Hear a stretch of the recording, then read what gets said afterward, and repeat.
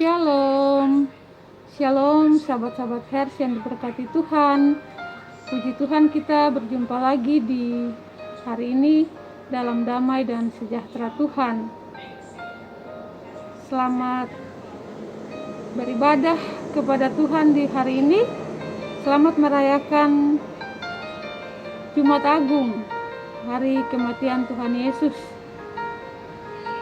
untuk menyelamatkan kita, untuk menyelamatkan dunia dari penghukuman. Selamat beribadah perjamuan kudus bagi semua umat Kristen di seluruh dunia. Tuhan Yesus memberkati kita.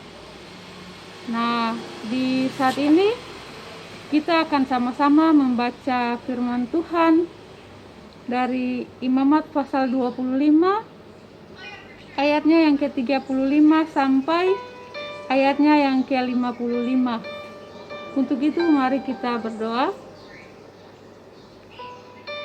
Tuhan, kami mengucap syukur untuk hari baru, hari pemberian Tuhan yang penuh berkat dalam kehidupan kami.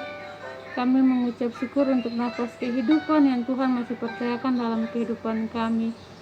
Teristimewa kami mengucap syukur sedalam-dalamnya dari hati kami untuk pengorbanan Tuhan Yesus di 2021 tahun yang lalu di Golgota untuk memberikan anugerah keselamatan bagi kami di saat ini. Kami mengucap syukur dan berterima kasih. Haleluya Tuhan Yesus. Dan di saat ini kami mohon urapi kami dengan kuasa Roh Kudus untuk ada dalam pembacaan firman Tuhan, sehingga kami dapat mengerti firman yang akan kami baca. Kami percaya firman dan kami menjadi pelaku firman dalam kehidupan kami sehari-hari untuk puji dan hormat bagi nama Tuhan. Dalam nama Yesus Kristus firman yang hidup, Tuhan dan Juru Selamat kami berdoa dan mengucap syukur kepada Bapa di sorga. Haleluya.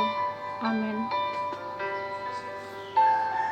Ya, sahabat-sahabat yang diberkati Tuhan, Imamat pasal 25 ayat 35 sampai ayatnya yang ke-55 yang berbunyi demikian.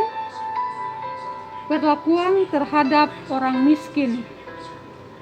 Apabila saudaramu jatuh miskin sehingga tidak sanggup bertahan di antaramu, maka engkau harus menyokong dia sebagai orang asing dan pendatang, supaya ia dapat hidup di antaramu. Janganlah engkau mengambil bunga uang atau riba daripadanya, melainkan engkau harus takut akan Allahmu, supaya saudaramu dapat hidup di antaramu. Janganlah engkau memberi uangmu kepadanya dengan meminta bunga, juga makananmu janganlah kau berikan dengan meminta riba.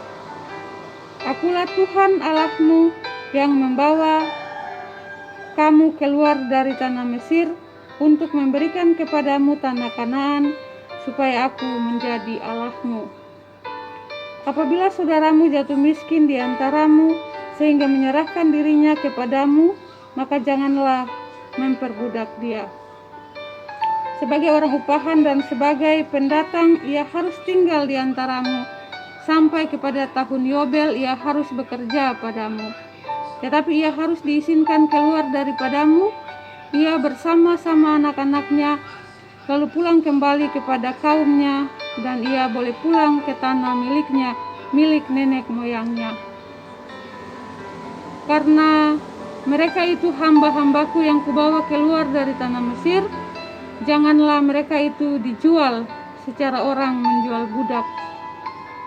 Janganlah engkau memerintah dia dengan kejam, melainkan engkau harus takut akan Allahmu.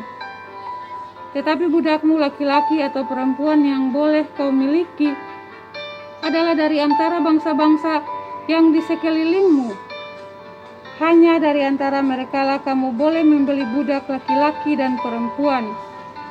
Juga dari antara anak-anak pendatang yang tinggal di antaramu, boleh kamu membelinya, dan dari antara kaum mereka yang tinggal di antaramu, yang dilahirkan di negerimu, orang-orang itu boleh menjadi milikmu.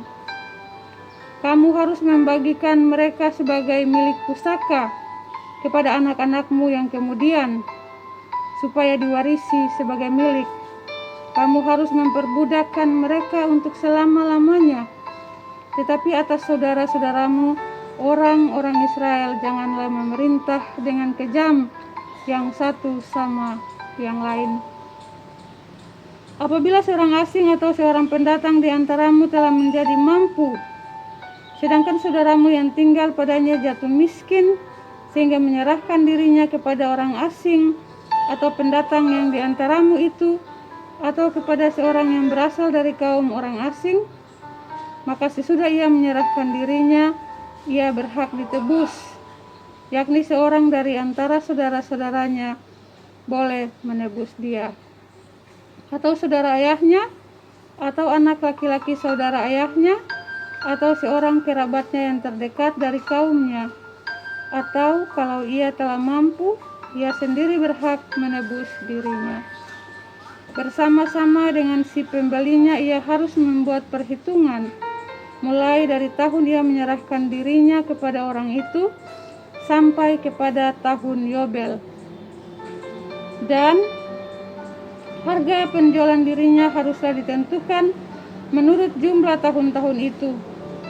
Masa ia tinggal pada orang itu haruslah dihitung seperti masa kerja orang upahan. Jikalau jumlah tahun itu masih besar, maka dari harga pembeliannya harus dikembalikan sebagai penebus dirinya menurut jumlah tahun itu. Jika waktu yang masih tinggal sampai pada tahun Yobel sedikit lagi saja, maka ia harus membuat perhitungan dengan orang itu menurut jumlah tahun. Itulah ia harus membayar uang tebusan dirinya. Demikianlah ia harus tinggal padanya sebagai orang upahan dari tahun ke tahun. Janganlah ia diperintah dengan kejam oleh orang itu di depan matamu. Tetapi jikalau ia tinggal tidak ditebus dengan cara demikian, maka ia harus diizinkan keluar dalam tahun Yobel, ia bersama-sama anak-anaknya. Karena padakulah orang Israel menjadi hamba. Mereka itu adalah hamba-hambaku yang kubawa keluar dari tanah Mesir. Akulah Tuhan Allahmu. Demikianlah pasal pembacaan firman Tuhan di saat ini yang menjadi makanan rohani bagi kita.